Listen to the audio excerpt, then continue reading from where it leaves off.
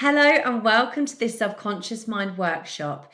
If you're a woman that is holding themselves back from just going for the things that you know are going to make you feel truly amazing or that are going to grow your business, if you know that you're meant for more, but you just can't bring yourself to take that leap, if you don't have the confidence to do something that you truly desire, then this workshop is for you, because I'm going to explain to you the reasons why you are behaving and thinking and feeling in that way and how you are able to start overcoming it. So my name's Kirsty Mason. I'm a subconscious and identity coach for women, and I support them to identify their limiting beliefs, the ones that are just not allowing them to grow and expand in their personal life and their business. And we delve into where they come from, and then we start to change them and start to update our beliefs, because ultimately the ones that we hold about ourselves right now are old. They're outdated stories. They're ones that we absorbed like when we were children, and now we're grown women. They are misaligned. They don't support us anymore. So we need to do a complete belief audit and start updating how we think and feel about ourselves, other people, and the world around us. And it's so important to do this work because you unconsciously will be making decisions. You will unconsciously be responding in a certain way. You will unconsciously be doing things in your everyday life that aren't how you would like it to be, because of the stories that are stored in your subconscious mind from past experiences. So your subconscious mind holds your memories, your trauma, your habits, your behaviors, and your beliefs, all in this part of the brain. And growing up, and most of these stories are absorbed when we grow up, because as children, we don't have the logical thinking brain. We don't have the tools to challenge and question experiences that we are in at the time, because our brains aren't developed yet. Unlike when we are adults, when we are able to kind of find out whether something that someone says is true or not. As a child, we just believe it, don't we? We just believe what our parents tell us. So our brain stores all of these experiences. Now, these experiences can be positive or negative, but being the human beings that we are and being the way that we're wired for survival, we always do focus on the negatives. It's on. We do. We all do. We try very hard to be positive, but ultimately, we do immediately go to the more negative side. And that's just the way we're wired. That's absolutely fine. So the subconscious mind will store a lot of the negative experiences. And this is important to talk about, because this is why the limiting beliefs come up. So our everyday life, where we make decisions, where we have our habits, what we do with our day, what we eat, whether we work out or not, how we walk, how we brush our teeth, what we do, are all created by our subconscious mind. They're all influenced by our subconscious mind. So to give an example, when we think about money, and a lot of people will say that money is hard to come by, that is a belief that they hold because they may have seen their caregivers struggle. They may have been in an environment where money was talked about in a lack and scarcity kind of way. And so they grow up thinking that money is a very difficult thing. And therefore the belief perpetuates and it goes on and for generations, unless you do anything about it. And I'm hoping that listening to this, you are going to be the generational chain breaker, the one that is going to change the way that they have been made to think growing up and change them into something more positive and more supportive for the future generations. That is my plug to you. That is my hope that you will do that. So the subconscious mind holds these parts, these stories, and the best way for me to explain it is they are like a huge filing cabinet. So whether you're old like me, if you remember back in the day in the offices, they had filing cabinet rooms, and you would have to go in and you would have to find the right filing cabinet, and you would have to go and file whatever you had in that cabinet. Now, the subconscious mind is very, very similar. It has different categories, so it has different filing cabinets of emotions and thoughts. So things like, I'm not good enough, people will judge me, I don't look good, the problem is me. And so it has all these little categories. And so when you go through an experience in your life, and it for example, I don't know, okay, so you're out on a girls' holiday, you're in this bar in Iron Apple, and you and this guy are eyeing each other up, and you're like, okay, I think I've pulled here. You pop to the loo to go and put your lipstick on, get your hair nice, you go back, and you're snogging your mate, and you're like, oh, what the hell? You're angry at your mate, but also, what do you do? What's the first thing you do? You internalize it. You start saying that the issue is with me. Well, maybe I didn't look good at the time.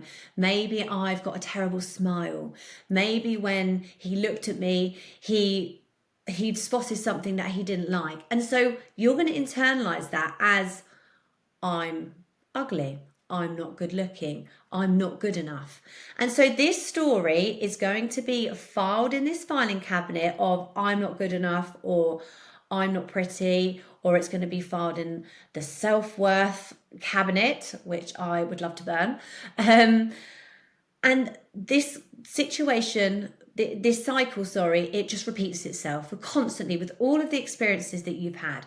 And it's not just what you've experienced with the caregivers, it's what you hear on the radio, it's what you hear on the news.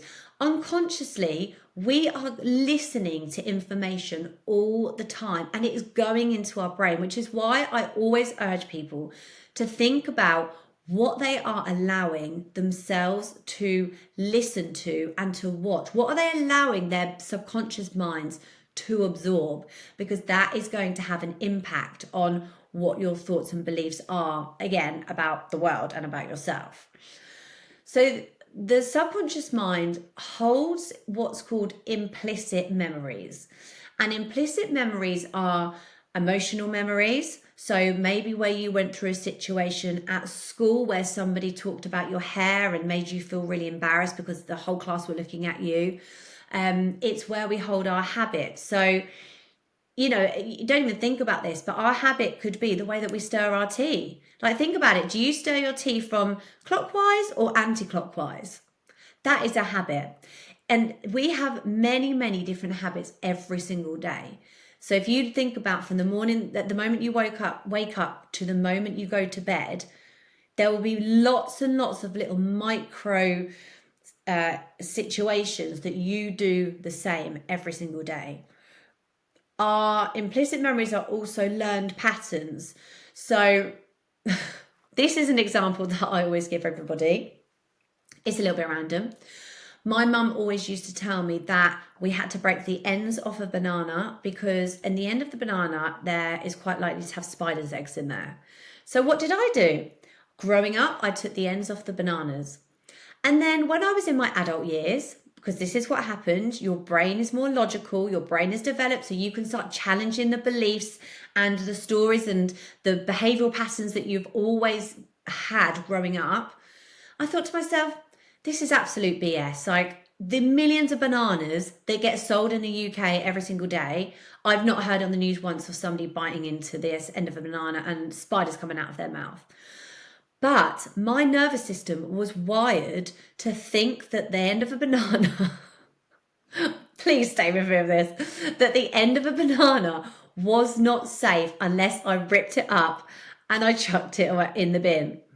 So I had to really work on my nervous system and calm myself down in order to eat the end of the banana.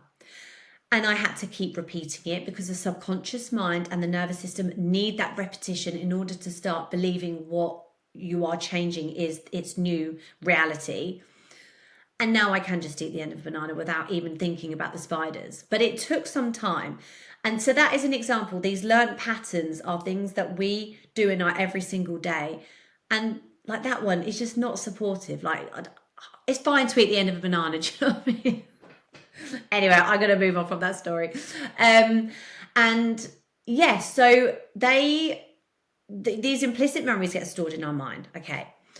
And a lot of them, as I've said, they're not supportive of the person that we want to be. But I think when we become entrepreneurs, when we have got to put ourselves out there in so many different ways, it completely spotlights so many of the beliefs that we didn't even know that we held about ourselves. So you may have money beliefs, you may have always had money beliefs, but they don't really get highlighted and shown how much they affect your life until you become an entrepreneur. So it's very important for us to firstly sit down and to write what beliefs that we hold about the parts of our life that we want to change. So I'm just going to use the example of business. If you want to start making more money, then I recommend that you sit down and you write down every single idea that you have about money, every story you heard growing up, every situation that maybe you have been in where it's just highlighted that money wasn't enough, or there's not enough out there for me, or there's not enough clients out there to give me the money to have this business be something that is a long-term thing, etc. So write down all of those beliefs, and then I want you to, in the next column, so sorry, I should have said do this in columns. Write this on the left-hand side, okay? Then write another column next to it, and I want you to think about whose voice is it that I hear when I think of that belief. So I'll give you a personal example.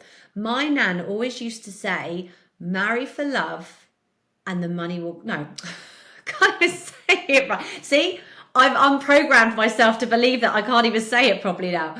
Marry for money and the love will come later.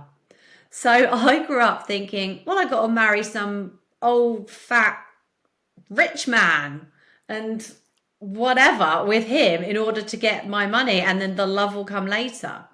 So that's just a very, very, very twisted belief that I grew up being told. I don't think she truly believed it, but who knows? So yeah, think whose voice is it when you read the beliefs and the stories that you've had experienced growing up, whose voice is it? Because it is not mostly going to be yours, it's going to be other people's. And this is the thing, so many and pretty much most of our beliefs are not even ours anyway. They are from other people. They are from family mostly. They're from friends, school friends. They're not yours. And so this is the perfect opportunity to do a declutter of your limiting beliefs, a declutter of what you think about money or success or other people, and just update it. It's really, really refreshing. Decluttering is one of the best things that you can do, not only physically in your house, but also mentally as well. And this is exactly what we are doing. We are getting out with the old and in with the new. So once you've written a list of whose voice it is, I then want you to go through and question, do I believe this? Do I believe this story, this phrase that I've heard, this mantra? And most of the time, the answer is going to be no. And again, you have cleared so much just by doing this process. Now, the ones that are left over where you're like, actually, I do believe that it is hard for money to come by. You know, maybe I'm not doing very well at the moment. So yes, this is highlighting to me that it is hard for me to get clients. It is hard for me to make money. This belief is what is not making you the money. Because when we have certain beliefs, we unconsciously sabotage ourselves. So you might think, I am doing everything to try and get clients. I'm contacting people directly. I'm making connections online. I'm going to networking events 2-3 times a week. I'm being visible on social media. But there's a way that you're going to be coming across that is going to be different if you were to truly be able to disassociate yourself from the belief that you have been carrying that whole time. So if you're able to do the work and actually start to believe that there is enough money out there, there is an abundance of money out there for me, you are going to be different. Your confidence is going to shift. You may not even notice it, but you are going to show up differently. And that is what people are going to buy from. They're going to buy from somebody that comes across as if they know what they can offer is going to be life-changing, is going to be something that they want. So think about this belief that you are still carrying, and let's go back to the root of it. So this is something that's really important, is to name and shame the belief. Where has it come from? As we said, it could be from somebody else's voice, so it may not be yours. But if it's not, where did you hear it from? And I think that once we are able to identify the root cause of it, that belief starts to get smaller, because you are able now, in your adult eyes, able to start thinking about the belief, the situation you were in at the time, and whether you do still believe it or not. I want you to just examine it. Think about this belief. Okay, so this is where I first heard it. What do I think about it now? And start to question it. Well, is it true? Is it true that there's not enough money out there for me? Is it true that there aren't any clients that want to work with me? The answer to that is no. There are plenty of clients out there in the world that will want to work with you. It's just you've got to find them. I don't know what the statistic is, and I'm not even going to embarrass myself by trying to say it, but there's like however many billion people in this world. You just need a teeny tiny portion of those people, like well under 1% of those people, in order for you to have a business that is sustainable enough to have the life that you want to live. So there are people out there. And I think when we are trying to get out into this world and try to look for clients, it feels like there's not enough out there. But when you start to really pull yourself back from the situation and see it through a different lens like that, you just need a few clients. A few clients in this world of billions, if I'm right with the billions, to make you money. So question the belief. Is it really true? Do I have any evidence of other people who have made this, who show me that the belief isn't true? You likely follow so many people online that you see are making lots of money. They have been where you are, and they may have had the same thoughts of you as you, but they have done the work on themselves, and they are now out making the money that you want to be making. So they're evidence that there are plenty of clients out there. There is plenty of money out there because people are paying them. And then as you continue to do this little process, can you see how the belief starts to get weaker, and its power that it's held over you for such a long time starts to get, like smaller, weaker, and you're just thinking, you're questioning it now. Like, you're able to understand that this belief is not mine.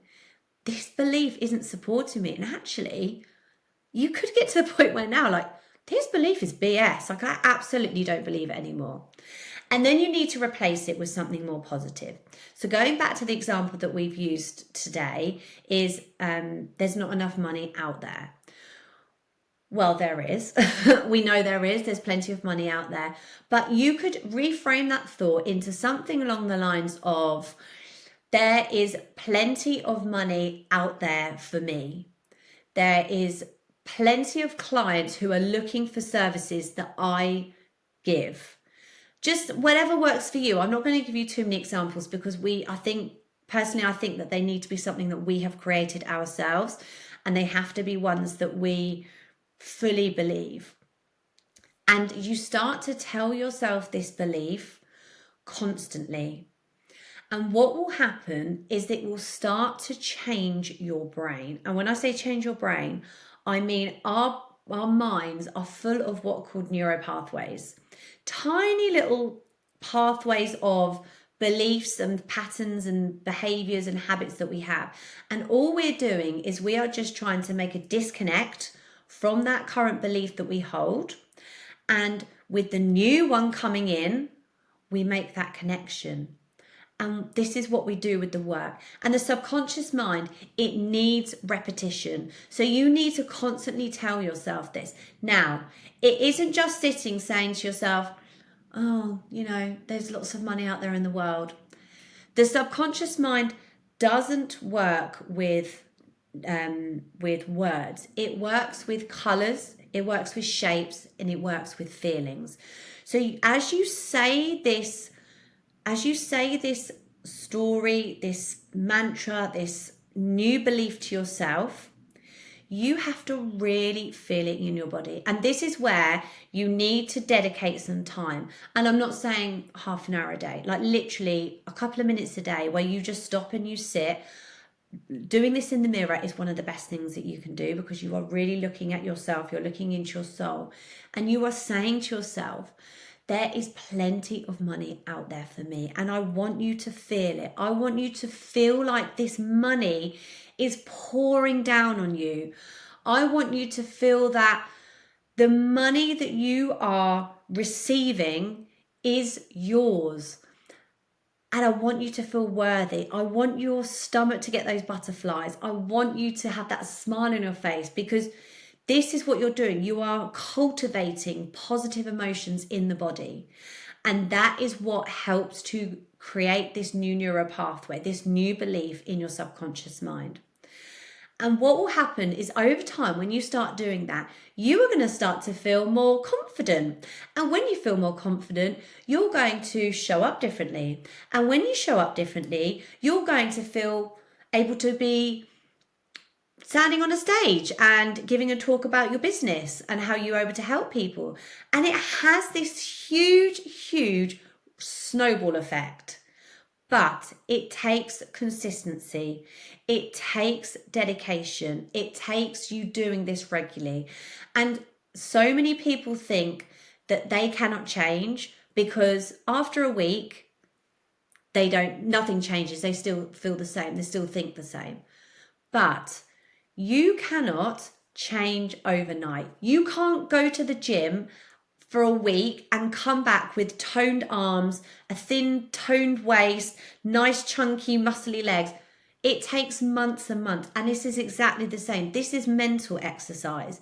This is what you need to do constantly in order to start rewiring your brain. So to summarize then, write a list of the limiting beliefs that you hold about the area that you want to work on. Think about whose voice it is when you hear them. Start to question it. Is it really true? Do I believe it? And try and find the root cause of it, because that's always really helpful as well, to find out where this belief came from. And then start to replace it with something new. Put sticky notes all over your house. My husband hates it because I've got them everywhere, to remind you to rethink those thoughts. And when you find yourself catching yourself in that negative thought, stop yourself. You can even put your hand up and go stop, and then change it to the reframe. And if you continuously do that, then the belief is going to be embedded in your brain, and then you are going to be feeling so much differently, and life is going to be amazing. Basically, life is going to be amazing. So I hope you found this workshop useful. I have really enjoyed talking about the subconscious. It's one of my most favorite topics. And I hope that, you've got something from it. I just want you to know that you can be anybody that you want to be. You can make any change in your life. It just takes dedication. And inner work is not easy. It can be challenging. It can be difficult. But don't rush it. Take the time. Be compassionate with yourself. These stories that you have absorbed are not yours. They're from other people. You may find that when you're going through this process, you could feel some kind of anger or upset or resentment against somebody or a group of people or a situation, because it's easy for us to blame other people, but we were children and they were adults or they were young themselves, and they were doing the best that they could with the tools that they had at the time. So it's not to start doing a blame game. It's not to start putting yourself down. It's now for you to just start rewiring and changing the way that you want to think. That is going to make you feel more confident, make you feel like you can go through this life having the best life that you dream about. And yeah, and just feeling amazing. So thank you so much for joining me today, and I hope you have the most amazing day. If you want to know more about subconscious recoding, please get in touch with me. I'm more than happy to teach you a little bit more, talk about it more. And if you want some help with rewiring your limiting beliefs, then send me a message and we can just jump on a call and just see where you're at and see how I'm able to help you. Thank you so much for joining me. Bye.